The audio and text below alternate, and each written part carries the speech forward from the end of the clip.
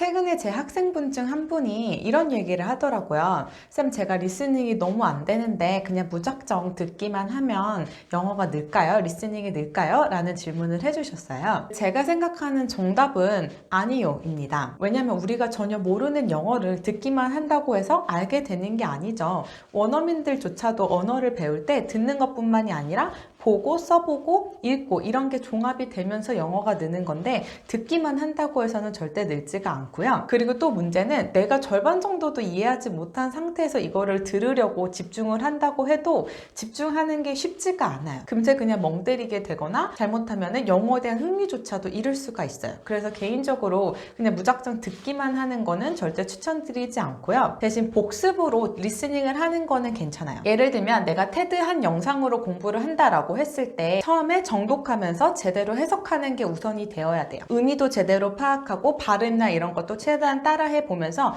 어느 정도 익숙해진 다음에 그 다음에 이제 리스닝을 하면 좋아요. 제가 학생분들한테 최대한 많이 들어라, 최대한 많이 영어에 노출시켜라. 그래서 뭐 운동할 때나 아니면 출퇴근할 때도 계속해서 들어라 라고 얘기를 하거든요. 근데 아무거나 듣는 게 아니라 내가 어느 정도 숙지가 된 내용에 대해서 리스닝을 하면서 쉐도잉도 같이 해가면서 복습을 하는 거죠. 그런데 그렇게 한번 정독을 했다고 해서 다음에 리스닝만 할 때 100% 다 들릴까요? 절대 그렇지 않아요. 초급, 중급인 분들은 내가 충분히 배웠다고 생각했음에도 다음날에 리스닝만 하면 전혀 새롭게 들릴 거예요. 그런데 이거를 계속해서 반복을 하셔야 돼요. 리스닝을 한 다음에 나중에 집에 가서 또 책상에 딱 앉아서 리딩을 다시 한번 해보시면서 리딩이랑 리스닝을 같이 병행하면서 매칭을 시켜야 돼요. 아, 얘가 이렇게 말하는 거는 영어로 이렇게 되는구나. 따라서도 얘기를 해보면서 그렇게 또 공부하는 과정을 거친 다음에 또 운동하거나 출퇴근할 때 리스닝 하면서 또 따라하고 이런 식으로 계속해서 반복을 해주셔야 돼요. 제 테드 수업 같은 경우는 일주일에 한 개의 영상으로 공부를 하는데 일주일 동안 그런 식으로 계속해서 반복을 하시다 보면